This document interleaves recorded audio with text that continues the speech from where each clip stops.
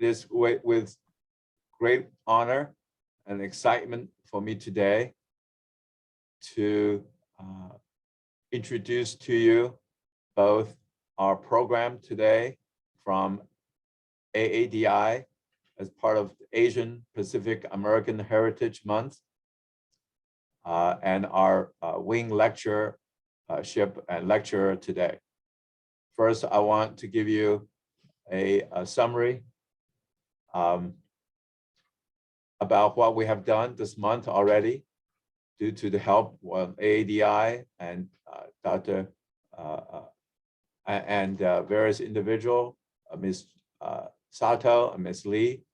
We have set up 3 major events, and one is regarding a panel on diabetes prevention strategies for Asian American patients. This is with the National Community Health Network. The second one last week was jointly with Joslin BIDMC virtual panel on Asian American social challenges and healthcare during COVID, which we covered hepatitis, high-risk pregnancy, and diabetes. So today we have the Lawrence Evelyn Wing lectureship, and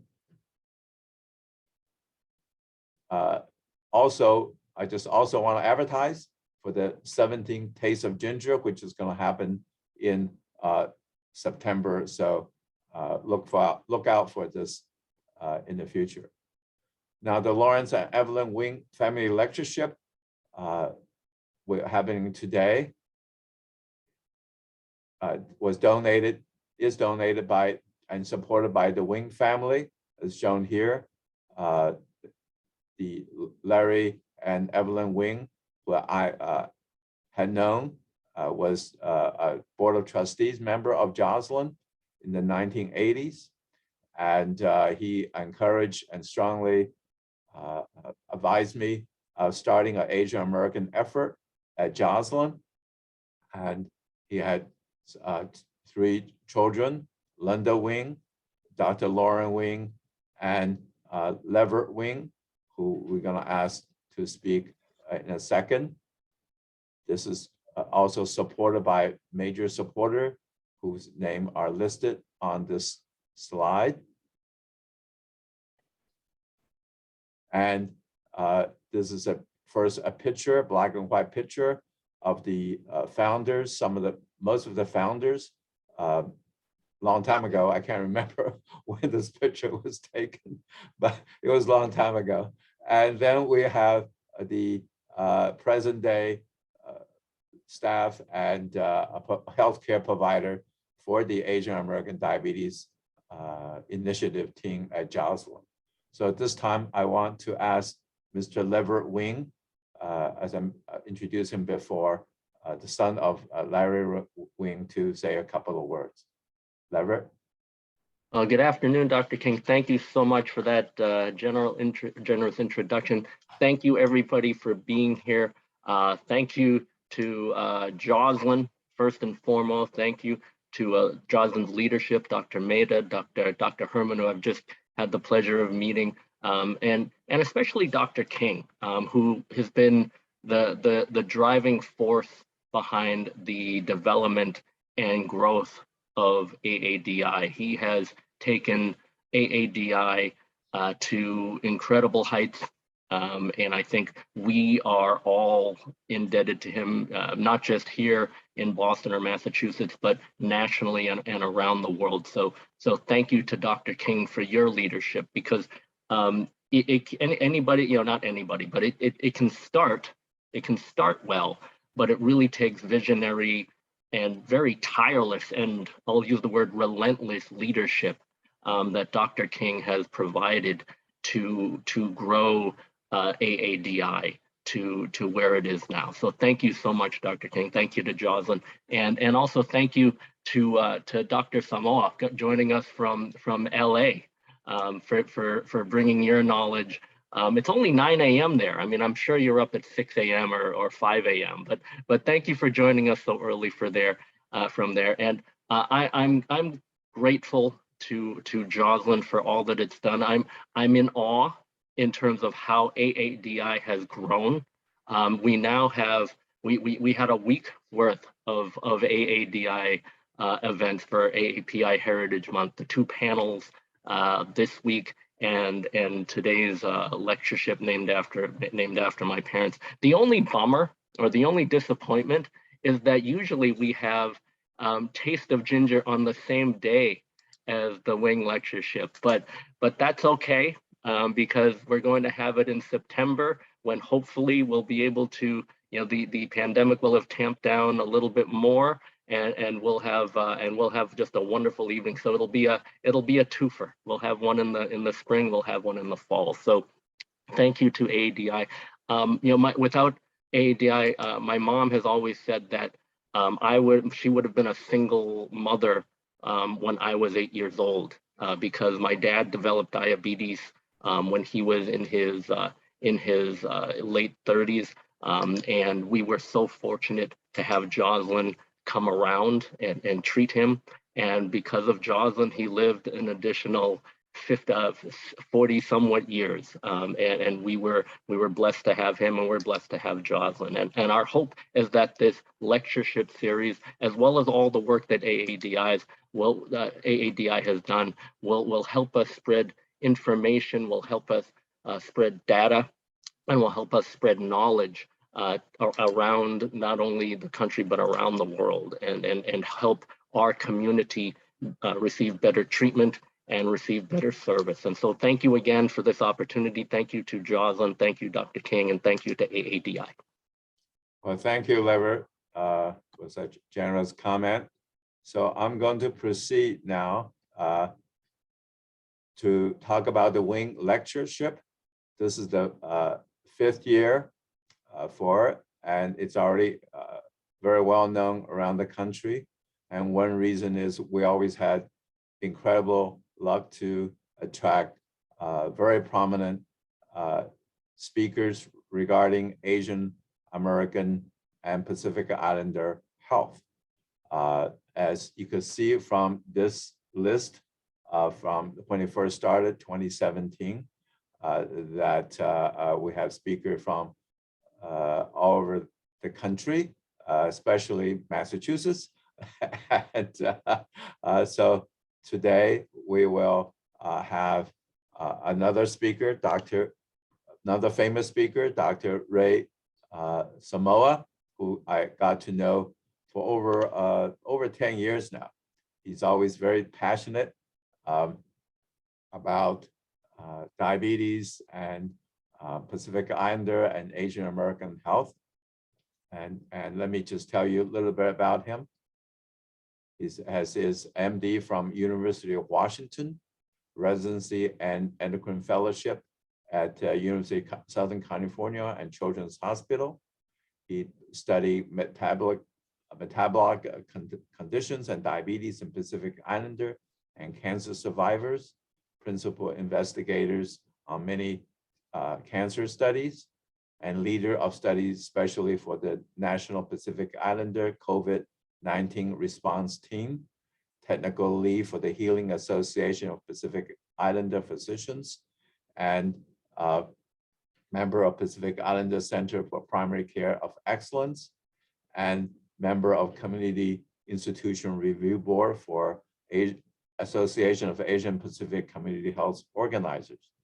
Due to all these activities, he's one of the most prominent healthcare provider for Pacific Islander, and was just recently named to the White House Advisory Commission on Asian American, Native Hawaiian, and Pacific Islanders.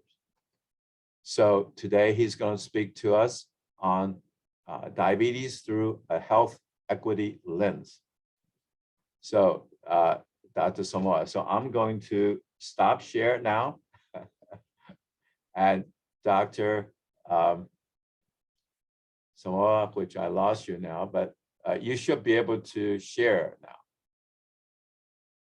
I hope it works. All right, I'm so excited. So go ahead.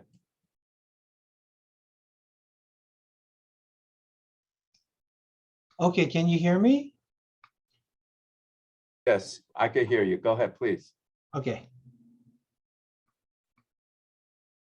All right. Let me see. Do I have the right screen up? Do you have the full screen? Yes, I see. Can everybody see the slides? Yes, I can see the diabetes through health equity lens. I think it's screen. the presenter mode. It's we can see both the next slide and this slide. Give me one sec. Let me try again.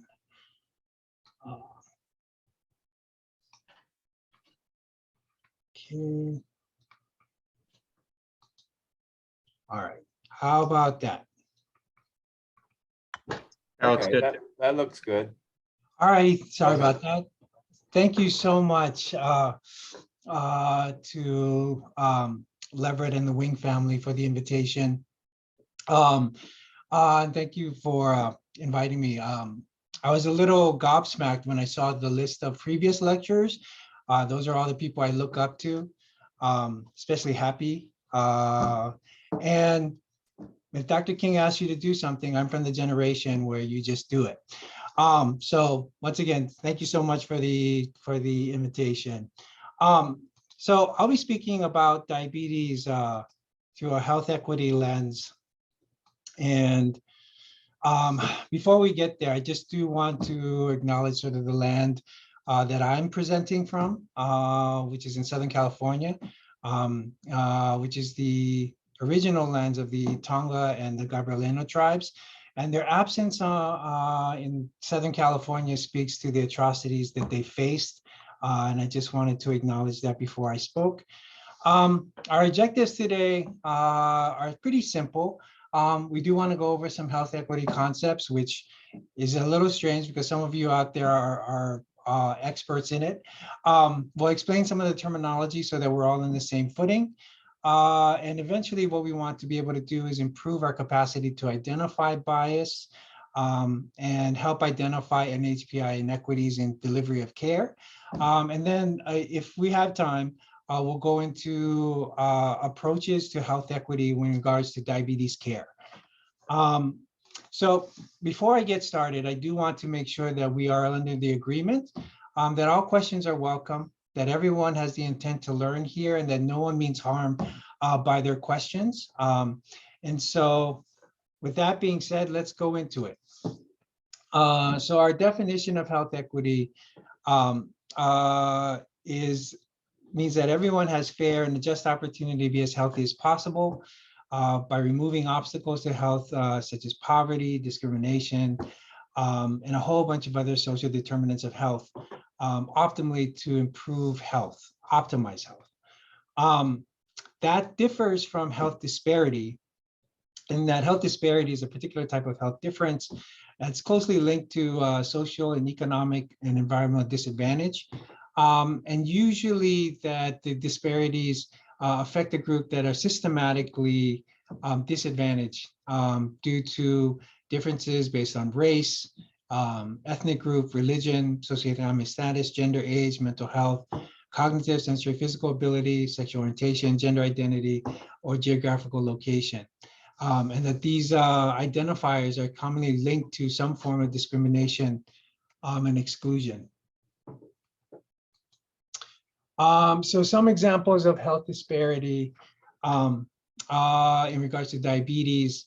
You can see that diabetes is predominant in those that have a lower educational attainment. Here you can see that there's a difference in percentages on the level of your highest education. And that it's also disparity when you look at different ethnic groups, or different ethnic and racial groups, with the predominance being largely higher in non-white populations. Let's see. So some other examples of health disparity that affects racial and ethnic minority populations is that there's a higher risk of complications, a risk of diabetes diagnosis 77% higher in African Americans, 66% higher among Latino and Hispanics, and 18% higher amongst Asian Americans compared to non-Hispanic whites. And then this disparity also goes into complications with diabetes, where there's a higher risk of kidney and liver failure, and a higher risk of amputations compared to whites. The higher rate of amputations is also seen in different subgroups in Asian American and Native Hawaiian and Pacific Islanders.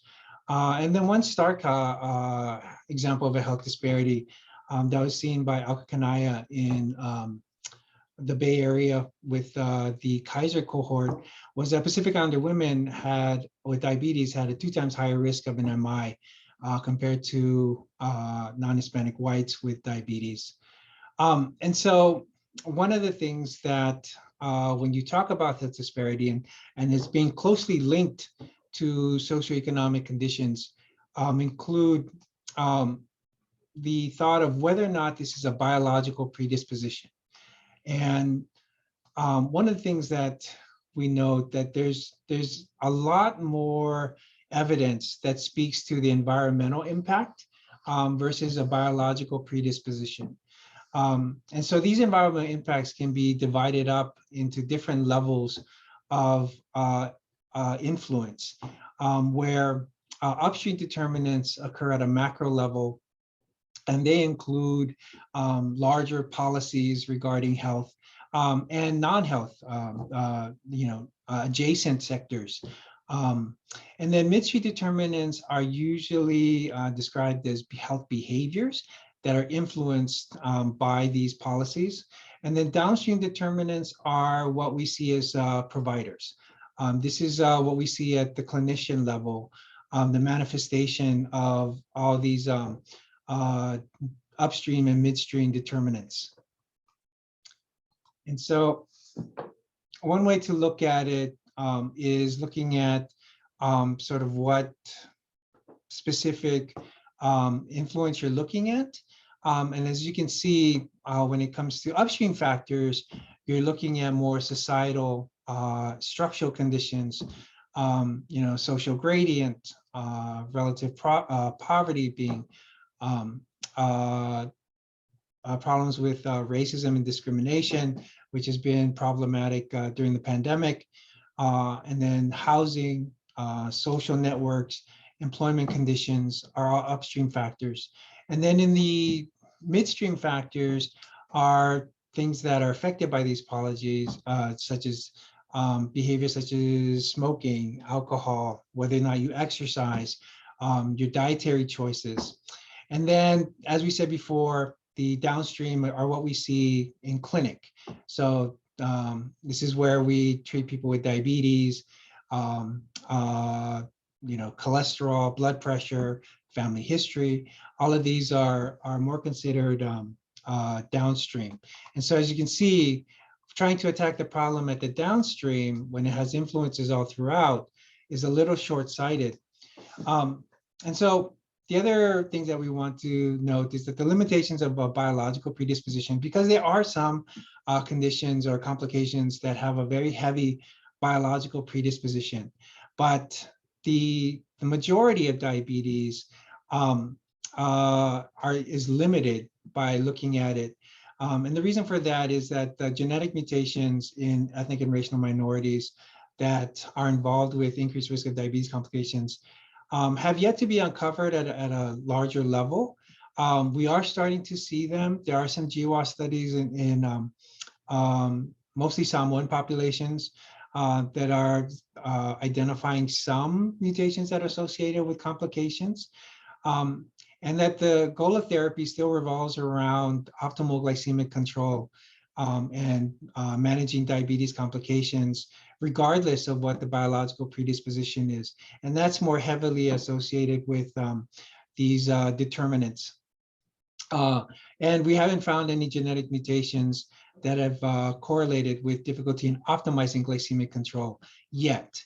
So one of the things that Dr. King has been heavily stomping for the past decade is getting more involvement of Asian Americans, Native Hawaiian and Pacific Islanders in clinical trials so that we can see the different effects of medications on these different populations. But as of yet, we have yet to uncover that to a large degree. And then precision medicine, as many of you know, is plagued by a lot of gaps currently. And it's difficult to sort of infuse precision medicine into a usable application in clinical medicine as of yet. So if we don't mind, let's go through a quick little exercise, and you can drop sort of what you think the stream is based on the in the chat. So I'll drop a couple of different factors, and you can tell me whether it's upstream, downstream, midstream. So growing up in Chernobyl in the 1990s,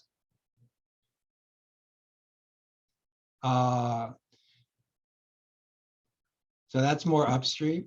Eating predominantly fast food, that's more midstream, right? Living near fast food restaurants. So this is just the actual residence and how that affects behavior. So that'd be upstream. Measuring shoe size by using X-ray box. So that's more midstream. In A1C, yeah, it's clinical, so it'd be downstream. Not exercising or walking, that's kind of easy, right? It's a midstream. Not living in a safe neighborhood to walk at night, it's more upstream, right? PTSD from a police interaction.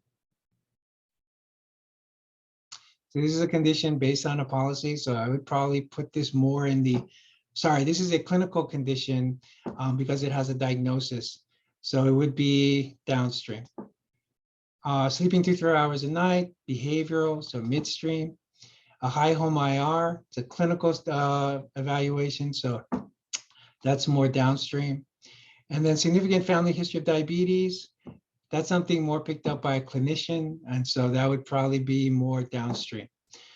And so with that understanding, let's go into sort of definitions. Health equity versus health equality. So health equality means everyone has the same opportunities. And one example is a community center offering free or low cost exams to its constituents. So health equity means that people have opportunities based on, sorry, health equity means that people have opportunities based on their needs. So these two things sometimes overlap and sometimes they do not. So example, if the clinic that's offering free checkups every morning means that a person can only take advantage of this if they're available, that they're not working. So it means that even though that the checkups are offered, it doesn't mean that everyone can take advantage of them or everyone can use them. So health equality is in place, but health equity is not. So health equity would involve alternating the check times in the afternoon or evening so that more people would be able to access the service. So you can see the difference between equality and equity is the actual practicality of the service that's being offered. So one of the things that has become very prominent during the pandemic is the need to get more information about the most vulnerable populations during this pandemic. So I was lucky enough to collaborate with the American Association, the Asian American Association of Psychologists, and we were charged by Congress to put forth a national survey looking at different subgroups, and our group was looked at, we divided ours with the AAPA covering the Asian respondents, and myself and Dr. Niai Toto was charged with surveying the Native Hawaiian and Pacific Islander population. And so we got a pretty decent response of about 1,200 respondents from across the nation. And our respondents distribution was that close to the census, with heavy respondents coming from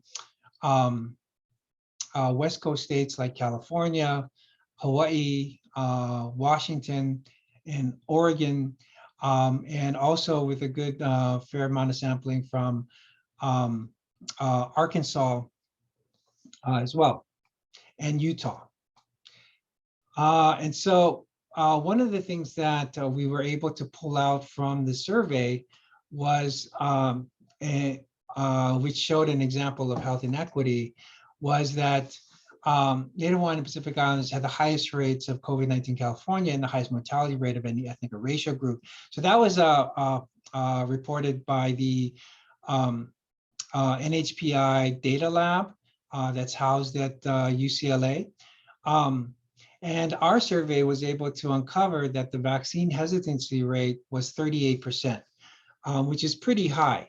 And so one of the things that we wanted to do with the survey was to see what things influence vaccine hesitancy. And what we were able to uncover was that when we broke down hesitancy by education attainment, there was a huge disparity amongst the different groups, where the lower your educational attainment, the more suspicious you are going to be of the vaccine, and unlikely to get it. And thus, you know, if you had a higher educational attainment, you are more likely to get the vaccine. We also noted that same thing kind of happened with income, with groups on the lower end of the income categories had higher vaccine hesitancy, and those with higher incomes had lower vaccine hesitancy. And so this gap brings about sort of kind of the crux of what's happening with NHPI and COVID vaccines. Is health equality is intact, with the strong work of community-based organizations and a lot of federal and local government agencies. There's been a lot of availability of vaccines, but health equity requires that we address the gap left by the socioeconomic gradient that causes this vaccine hesitancy. And so this socioeconomic gradient, or the protective health gradient, is a concept that shows you that the more one makes, the higher one's socioeconomic status, whether it be defined by income or by educational attainment, the more likely one is going to access healthier behaviors. So one example of this that's been shown in the literature is vaccine administration, but we've also seen this reported in adherence to medications, eating healthier, exercising regularly, getting routine checkups, and even cancer screening.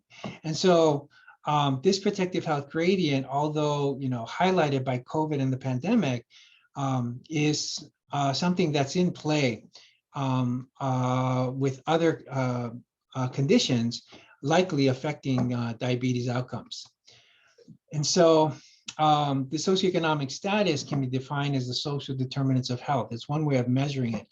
And so the social determinants of health defined from Healthy People 2030 is the conditions in the environment where people are born, live, learn, work, play, worship, in age that affect a wide range of health functioning, quality of life, outcomes, and risks. One way to look at it is through their categories that's defined by the CDC. They can be broken down into education access and quality, healthcare access and quality, neighborhood and built-in environment, social and community context, and economic stability. And so the social determinants of health based on our survey at large glance would show that there's a lot of work that needs to be done in certain aspects. But we still have a problem, right? So what I reported to you in regards to vaccine hesitancy was aggregate data, right? And so when we broke down the our subgroups, we noticed that there's a wider problem with vaccine hesitancy that's not readily seen in aggregate data. One is that there's a huge disparity between the different groups that are under the Pacific Islander category, with Native Hawaiians and other Pacific Islanders having the lowest hesitancy, but the highest hesitancy in Marshallese and Tongans are almost double that, suggesting that, you know, there's still a lot of heterogeneity when you speak about Pacific Islanders. And so this diversity in the subgroups show that the what we found, and my apologies for being a little vague. We just got yesterday. We just found out that our manuscript was accepted for publication in the Journal of Health Equity. So we're still under that embargo, but I am able to share that what we did see in the results was larger subgroups were more likely to show a pattern with socioeconomic indicators and higher levels of vaccine hesitancy. But half of the categories did not.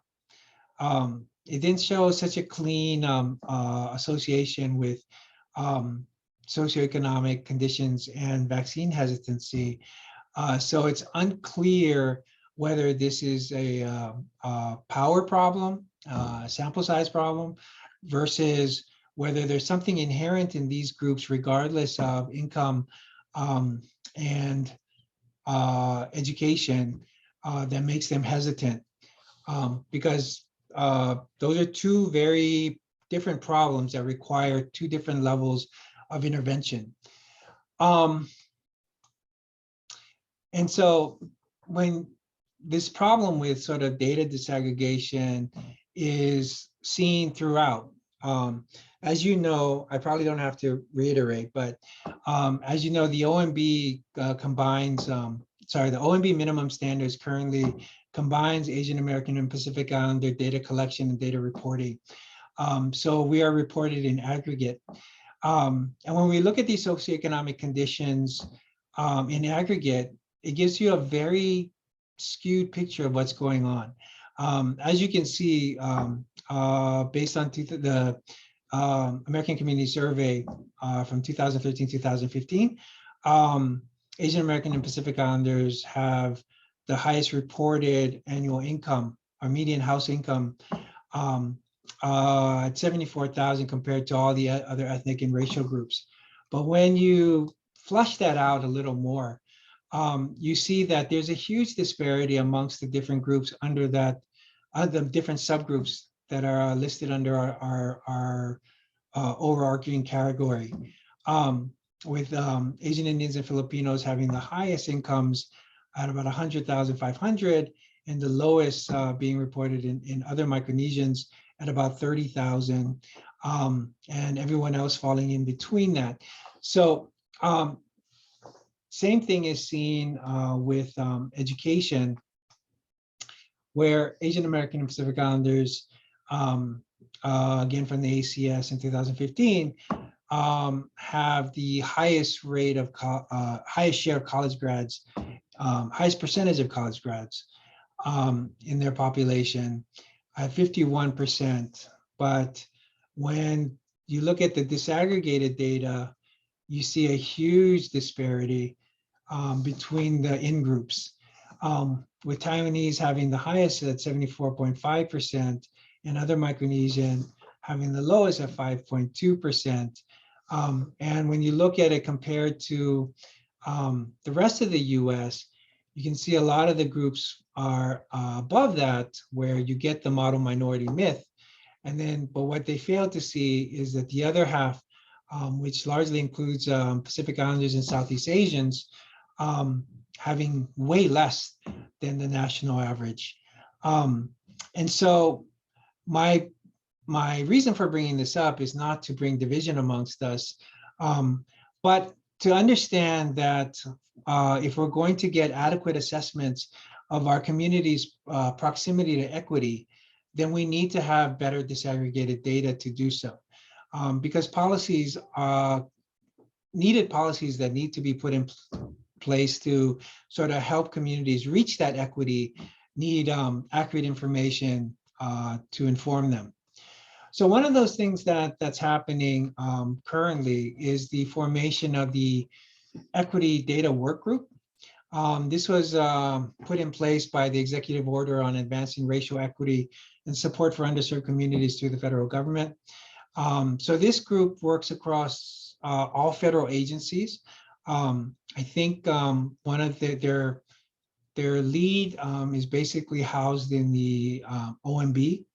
And they recently released their report on April 2022 regarding what their goals were for their agency or their work group. One was to make disaggregated data the norm while protecting privacy. The other was catalyze existing federal infrastructure to leverage underused data and to build capacity for equity assessment and policymaking and program implementation, and to galvanize diverse partnerships across government and research community, and to be accountable to the American public. So a lot of these, as you can see, can be used to advocate for data disaggregate issues that have plagued Asian Americans and Native Hawaiian and Pacific Islander health for generations. The catalyze existing federal infrastructure to leverage underused data. There is a mountain of data in almost every agency that is not reported due to statistical limitations, and sits on the shelf until a researcher is on sabbatical and feels the whim to go through those data set and do a secondary analysis. So you get spotty, intermittent reports of disaggregated data, but that's basically data disaggregation on a whim. And the health of our communities should not be left to a whim. It should be intentional and be held to the letter of the law. Because currently, the OMB minimum standards only sort of is met because disaggregated data is collected.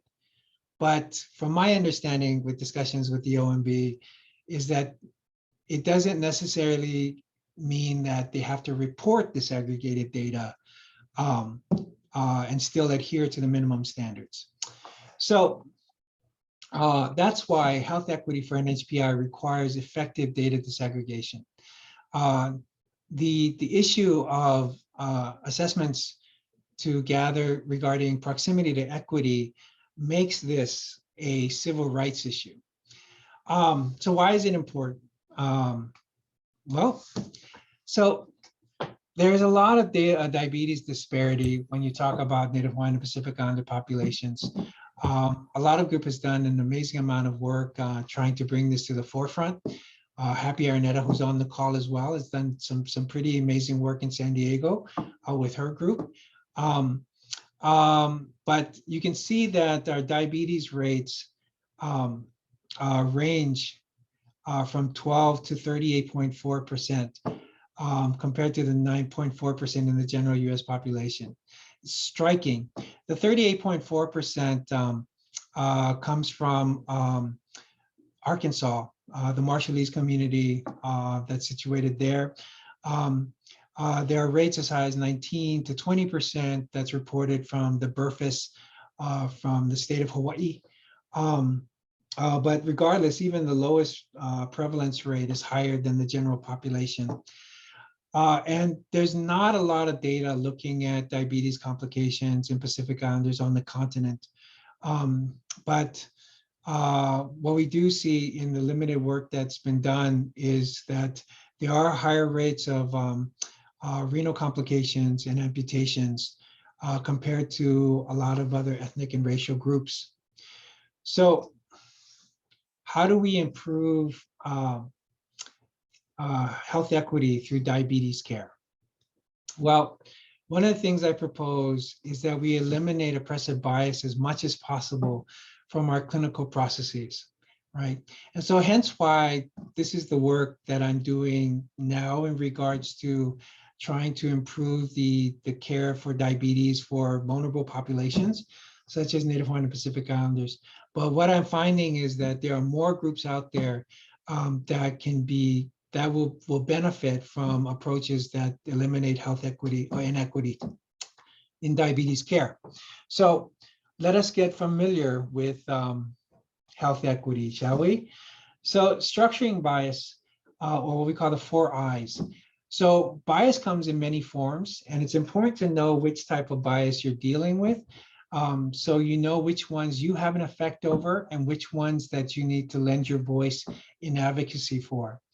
And so these 4 I's include ideological, institutional, interpersonal, and internalized. So an ideological bias is the idea that one group is better than the other, and that the better group always gets to control the rights of the other, the not as good group. And so some of the ways that ideological bias manifests itself is thinking that the group that you belong to is more intelligent, they're harder working, they're stronger, they're more capable, they're more noble, they're more deserving, more advanced, they're chosen, they're the normal group, they're superior, and so on. And so the dominant group holds on to this ideology and attributes not so complementary characteristics to the other group, such as being lazy, stupid, incompetent, worthless, less deserving, abnormal, inferior, or having ulterior motives. One example of that is the ideology that all young Black men are immediately deemed dangerous. And this is ideological racism. Institutional bias is the idea that a group is better than another group and has the right to control the weaker group. And this idea gets embedded into the institutions of the society. So institutions include the legal system, police practice, education systems, hiring policies, public policies, housing policies, healthcare policies, and delivery, and much more. Institutional oppression does not have to be intentional. I think that's the thing that's become very clear over the last 3-4 years, especially during the pandemic, is that one does not need to be intentional to be oppressive. Even if it unintentionally reinforces and creates new inequalities between privileged and non-privileged group, it's still considered institutional oppression. So one example is when a woman makes 2/3 of what a man makes in the same job. This is institutionalized sexism. Interpersonal. So an idea that that one group is better than the other and is structured into institutions and gives permission and reinforcement for individuals of the dominant group to mistreat and be disrespectful to the oppressed group. So this is where prejudice plus power equals oppression. Most people in the dominant group are not consciously oppressive. I think that's kind of been more coming to the forefront recently as well. They have internalized negative messages about other groups and consider these attitudes towards other group quite normal. So one example is calling Mexican rapists is interpersonal racism. And then they come to internalize. So probably the most hurtful of the biases is internalized because the oppressor does not need to be present for the oppression to occur. At this point, the marginalized group believes that stereotype without any pressure from the dominant group, and this usually occurs over generations. And so one example of this is Pacific Islander high school students do not take how politics correct classes because they're intimidated. This is a form of internalized racism. When trans women feels that they will never be a real woman is internalized transphobia, all right? So I always like to sort of go over concepts and then do some type of exercise just to make sure we got concepts. So feel free to sort of answer, if you will, about different scenarios, right? So scenario one, when one out of every 4 African-American young men is currently in jail on parole or on probation, which type of bias is that? It's institutional racism, right?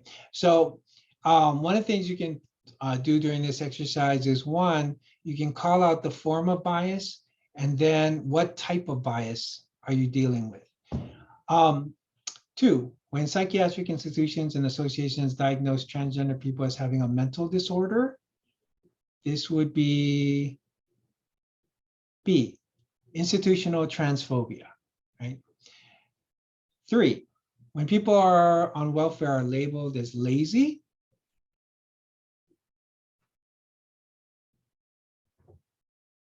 it would be ideological classism. When a gay teen is called a slur, this one should be a little easier, interpersonal homophobia. When a random Muslim man is called a terrorist, interpersonal Islamophobia.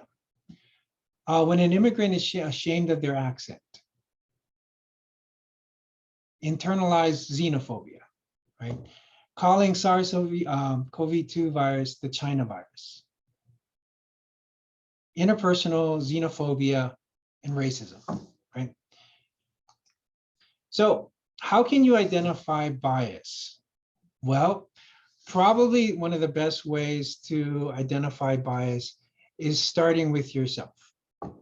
Now, usually at this point, we break into small group and we go through a couple of exercises, but due to time restraints, I'm just going to run through the exercise, and then you can do it on your own should you so choose.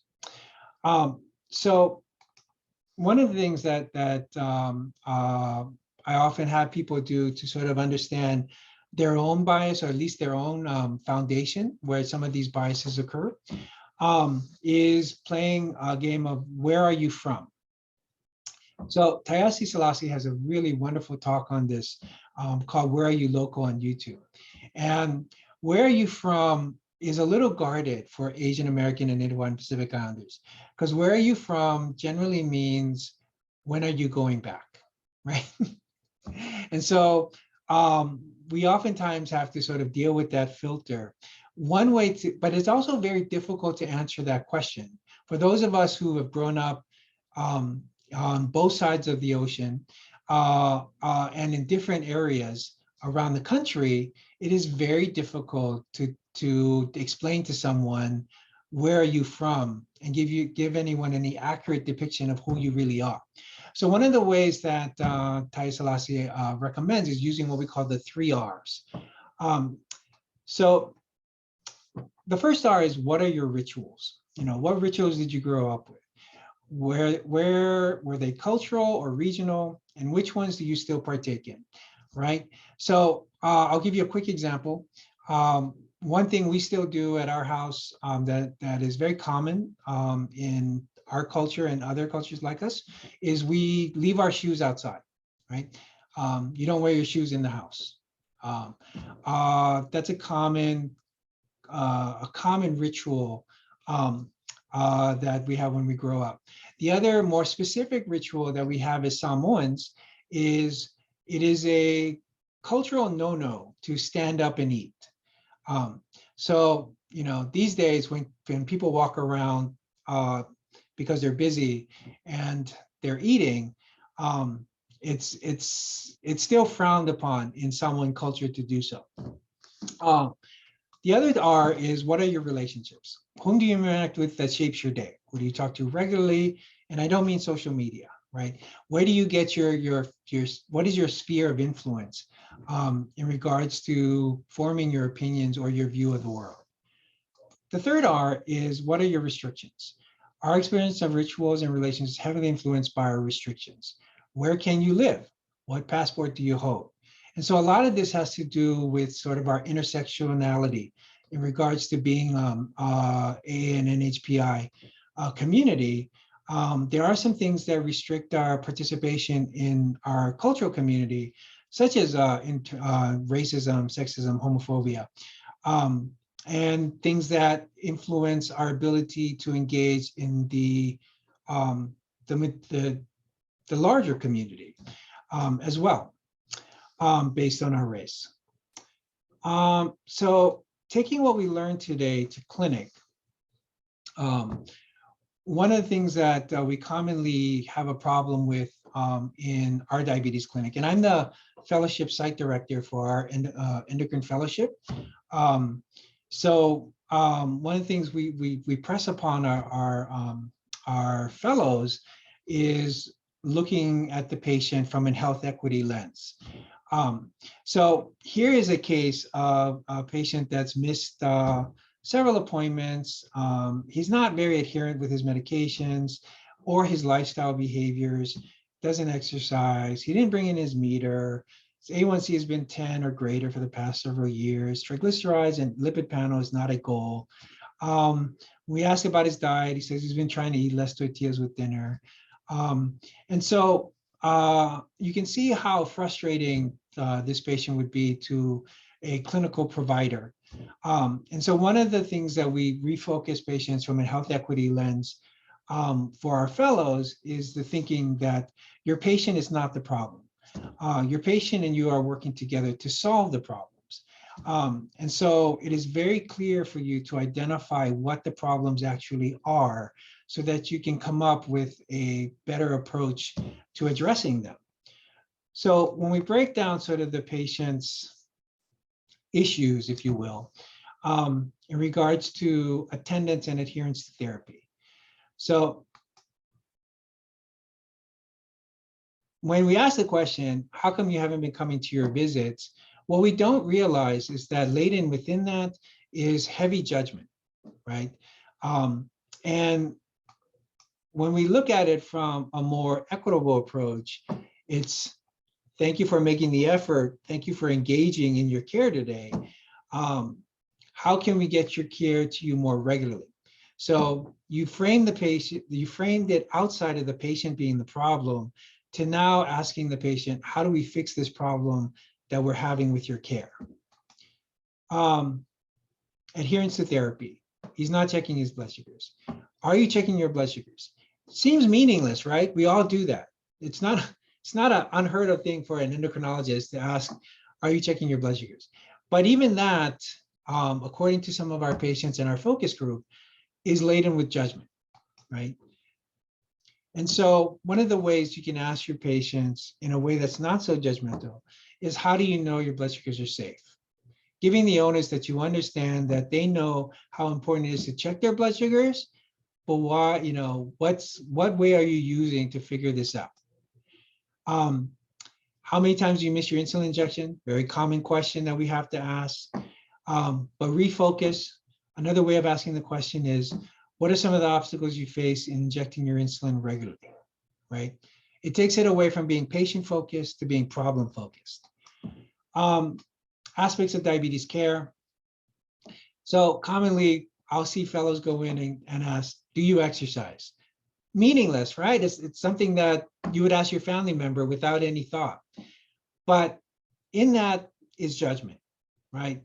Because if your answer is no, the common thinking is that the provider is not going to be very happy with you. So restructuring the question is, how hard is it to exercise, right? And so one of the things that, so for attendance, when we looked at this patient more closely, what we found was that they were having transportation issues. One car was for the family and business. And so they couldn't use the car to come to their appointments because, the family was using it to support themselves. And the adherence to therapy was that he didn't check his blood sugars because he was embarrassed. He didn't want to take the meter out in front of everyone at work. And that the insulin he was missing because there's no there was no refrigeration on the work site. But he was also worried because he heard rumors that insulin causes blindness. Now with exercise, when we asked him how hard it is to exercise, because the first go around with do you exercise, the patient wasn't really responsive. He just says, I walk. But when we asked him in this way, he knows that he was really tired and he doesn't sleep well. He has anxiety. He survived a hospitalization for COVID-19 and his brother-in-law died of COVID. He's now the sole breadwinner for his family and his sister and her children. And so that provides a lot of anxiety, which causes it to not sleep well. As far as diet, what are you eating, right? Meaningless, again, but a better way to sort of get this without any sort of preconceived notions is asking more about who cooks for you and where do you have control about the food that you eat. With this patient, he lives in a large household and his mother and wife does all the cooking. The family's able to keep up with their food bills, but there's a lot of high calorie foods such as rice, beans, and tortillas. And so one of the assessment, a standard assessment, and this is no judgment on how this provider assessed the patient, but that diabetes is not controlled, he's not adherent to therapy, A1C targets not met. There's no data to sort of titrate patients' insulin therapy. You know, you basically would, and then you counsel. So the assessment would be to counsel on the importance of adherence to diabetes therapy to prevent complications. You know, and you may even like increase insulin by 10% because you're just sort of stabbing in the dark. And then you refer to case management because we don't have any other options. But when you look at it from sort of a health equity approach, you understand that diabetes is not controlled and not adherent, but then you reviewed the obstacles and you identified all the reasons why we just talked about. He's having problems with optimizing his diabetes care. So the plan looks a little bit different, right? The plan is to try to overcome the problems with getting to his appointments by providing transportation options, trying to figure out how do you get a reusable gel bag. They cost about $11 to $17 at Walmart. Discuss possibility of using an insulin pump so that he could still, you know, that he can take it without needing to draw up a syringe. And then also, because he's ashamed of checking his blood sugars in the open, using a continuous glucose monitor. And then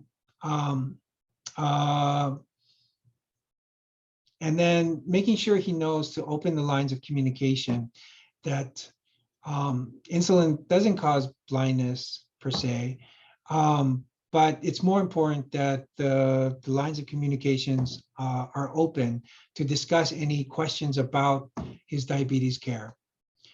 And then in regards to lifestyle modification, the standard is to refer to a dietitian.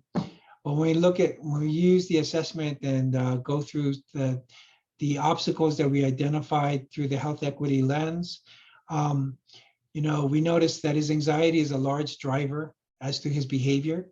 So trying to get him mental health assessments and evaluation is key. Leveraging his social network, the time with his family should be used as a carrot, and doing exercises or physical activity together. Trying to find culturally appropriate dietary options will also will help provide more culturally competent care.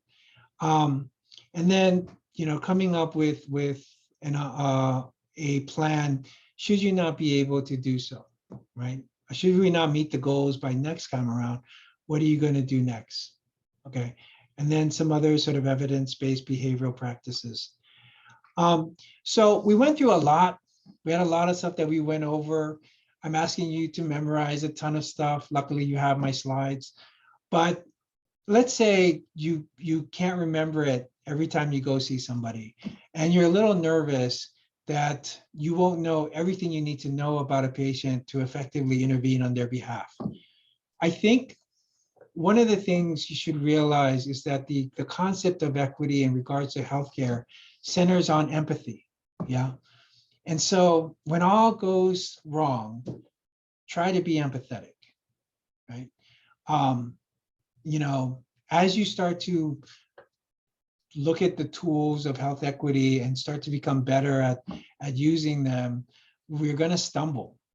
And one of the ways you can pull yourself back up is to be empathetic. Here's some resources. It looks like I have 2 minutes over. So thank you so much for your time. I'll leave it for any questions. So thank you for wonderful talk and teach us so much things. Unfortunately, we're not going to have time to talk because most people have to go see patients at 1 o'clock. And so thank you. This is wonderful. And we recorded your lecture, and we'll definitely share it. And I'm sure there are questions we'll forward to you. Maybe you'd be willing to answer it as well individually. So thank you. And I'm sure I'll be seeing you pretty soon since meeting have started again. All right. Bye-bye. Thank you.